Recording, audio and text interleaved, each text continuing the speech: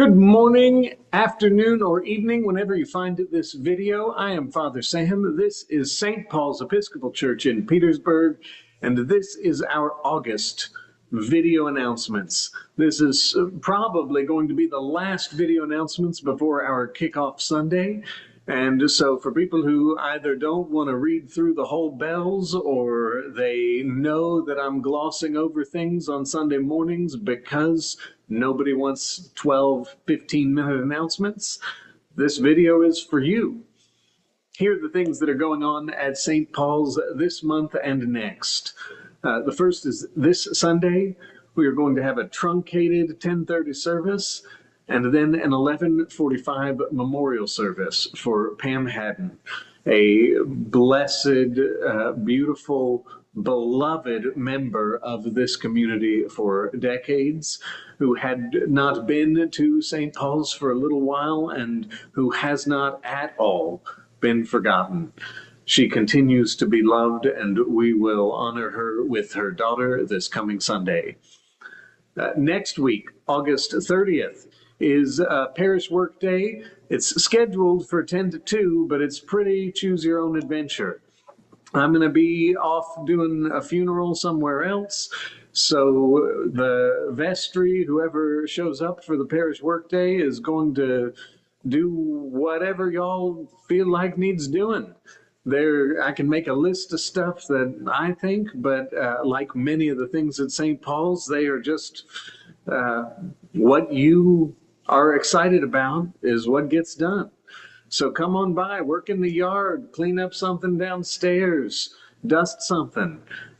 Be a part of making this space more beautiful, more welcoming for Kickoff Sunday. That Kickoff Sunday is September 7th. We don't pause very much programming. We pause meals. I don't have a plan that I know of for meals for this coming program year. But none of the formation really slows down, none of the worship changes, and we still get to celebrate Kickoff Sunday and begin a program year. All of the data that has, as far as I know, ever been collected suggests that when people collapse like two services into one for the summer, you lose people.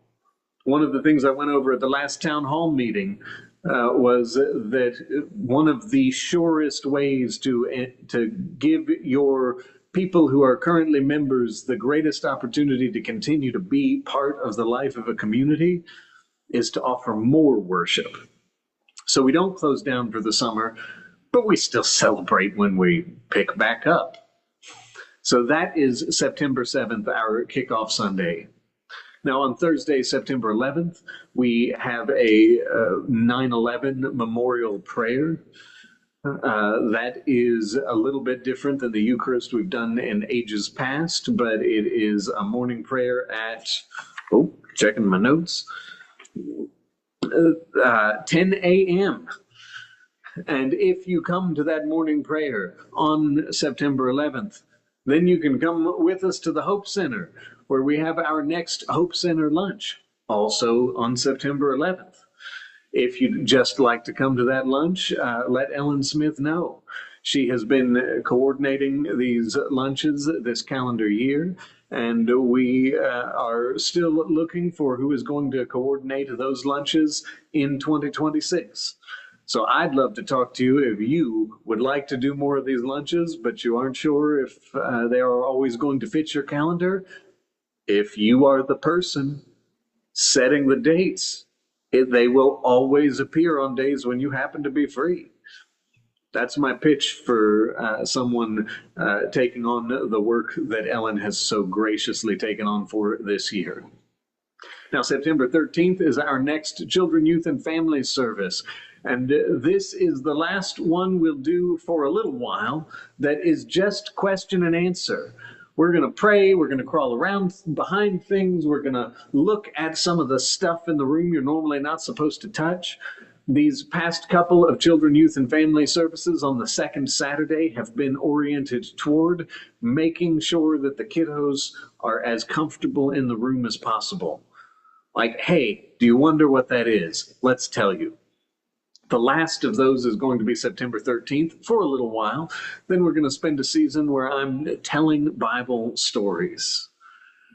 Now, the next morning, the teenagers are invited. This is Sunday, September 14th, to a forum on social media. And unlike our last teenage forum on social media, which was like me talking to 4 or 5 kids about how to, not kids, don't let them know that I said that, 4 or 5 teenagers, youth, about how to stay safe online. This one is like, what do you want to see from your church?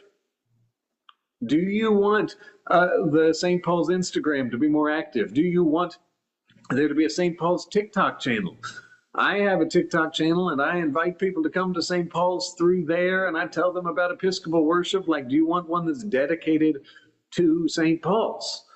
Who do you want to manage that? How much content are you willing to receive from your church? Is anything online the place that you would go? Is anything online the place you are absolutely not interested in?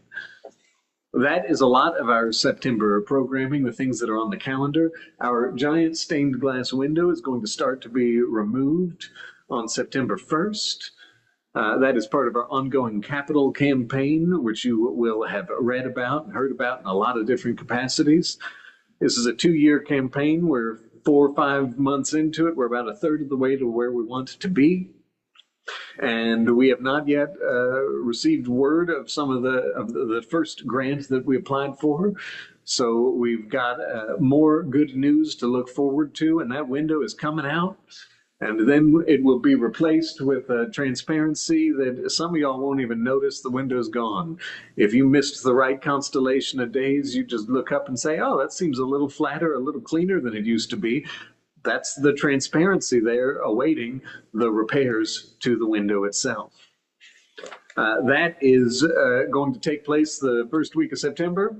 You might not even catch it if you didn't see these announcements. Now, there are other things to put on your calendar. Sunday, October 5th is the blessing of the animals. Like we've done the last 2 years, there is also a Wednesday night blessing of the animals immediately after, Wednesday, October 8th.